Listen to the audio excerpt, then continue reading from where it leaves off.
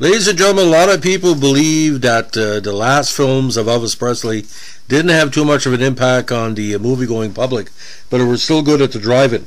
Now, obviously, Charo was a good Western. He didn't really sing in it.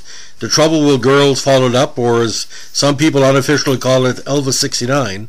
But then Change of Habit followed. Now, we've already done podcasts on Change of Habit and Charo, but the reason why I'm doing this, there was some confusion if this was his last film. Of course, it wasn't. Now, The Trouble with Girls and How to Get Into It, the full title, was also known as The Trouble with Girls, is a 69 film directed by Peter Tewksbury and starring Elvis. Now, in one of, again, the King's final acting roles, along with the same year's Change of Habit, is based on the 1960 novel Chautauqua by Day Keane and Dwight Vincent Babcock. Now, this one is 27.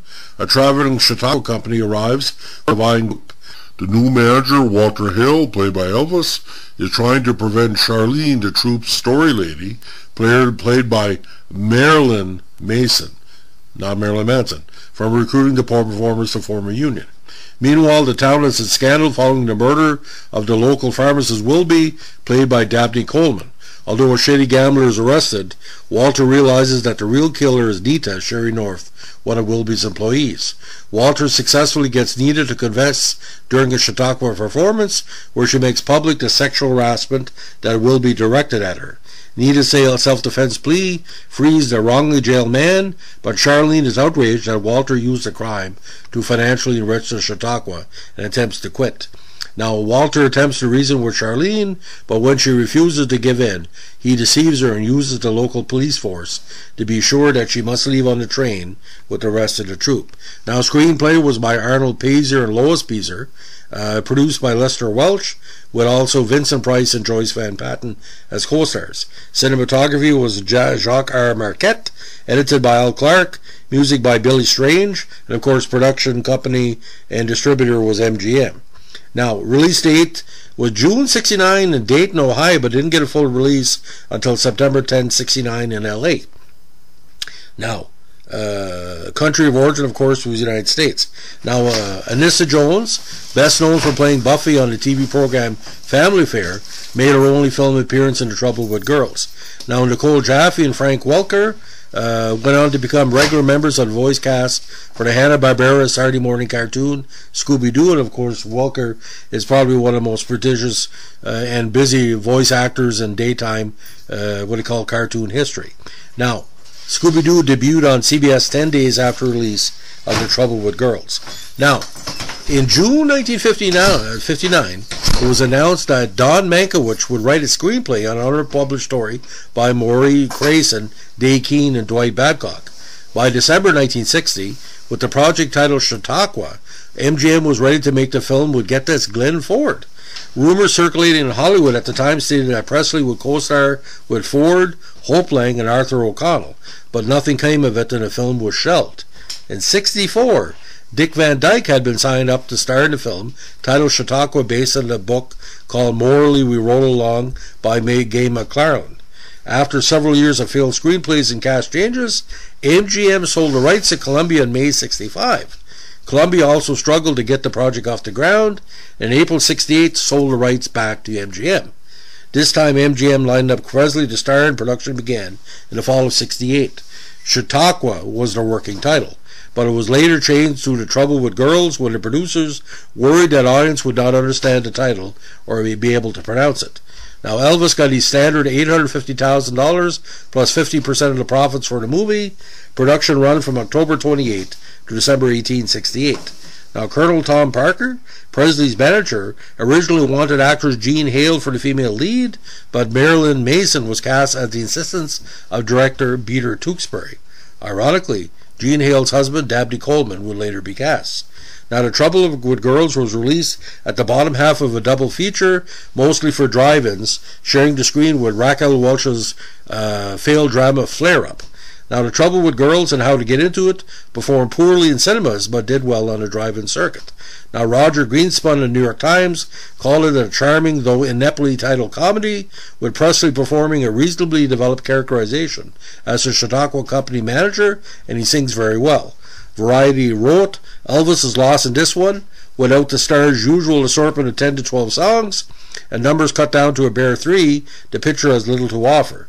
The title suggests a gay comedy, but it's a mass of contrived melodramatics and uninteresting performances that do not gel into anything but program fare. Margaret Harford of the LA Times wrote that the film never makes up its mind where to go and how to get there. The trouble with the picture is not, girls, is the indecision by the writers, Arnold and Lois Peaser, about whether we should laugh at the corny entertainment of 40-odd years ago or cry over the troubles of a lonely widow who drinks too much. The Monthly Film Bulletin wrote, the plot's rather curious blend of amateur theatrics, folksy humor, and straight melodrama, strange credulity, even for a Presley film, and a few songs are instantly forgettable. Vincent Price makes an odd and quite appealing guest appearance as an internet lecturer known as Mr. Morality, but Presley himself seems uninterested in the whole affair. Now, entering the studio for Trouble with Girls, Presley found himself in a position of knowing he had the goods in the can with his looming comeback television special, but given that his last 3 singles, You'll Never Walk Alone, Your Time Hasn't Come Yet Baby, and A Little Less Conversation, and his Speedway album All Tanked, faced a particularly dead recording career. The soundtrack contains some minor songs, its only distinctive track by Billy Strange, the producer of the session, and Mac Davis. Now, the recording session took place at UA Recorders in Hollywood on October 23rd, 1968. Clean Up Your Own Backyard by Strange and Davis, their 4th successful submission to a Presley soundtrack in a row, was the only release concurrently with the film's release. As a single, peaked at number 35 at the Billboard Hot 100. Almost would appear in 70 on the budget album Let's Be Friends, the only other track from the film to release during Presley's lifetime. His remake of his Hand in Mine track, Swing Down Sweet Chariot, would not even see release until 83 on Elvis, A Legendary Performer Volume 4.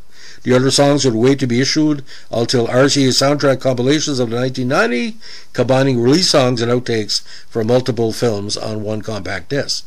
Now, tracks for the album: Clean Up Your Own Backyard, Swing Down Sweet Chariot, Signs of the Zodiac, Almost, the Whiffin' Poof Song, and Violet. Now, in some versions of the soundtrack, Doodle Doo Doo is included, performed by Linda Sue Risk, who plays Lily Jean, the mayor's daughter in the film, and the song is performed by, again, Anissa Jones, who plays Carol Bix. Now, The Trouble with Girls was released on DVD by Warner Home Video on August 7, 2007 as a Region 1 widescreen. Now, I haven't seen this movie in English. I saw the only release cut in the 70s on the Sunday afternoon showcase on TVR. Was in French, and it's not too bad of a movie, but definitely 5 to 10 years past Elvis's time. And he was with the comeback special, obviously he wasn't going to worry too much. So The Trouble with Girls, I give it 3 out of 5. For Elvis fare, it is what it is, and Elvis was still Elvis in this movie, which is good. So if you like what you're doing with our Elvis movie podcast, let us know with a like, comment, subscribe, share, super chat. And don't forget, ladies and gentlemen, even though Elvis didn't win any awards at the Oscars last night, please watch the movie because it shows the influence of Elvis had on the movie and TV industry, which was very, very prominent in the 50s and 60s. Thanks for listening. Bye.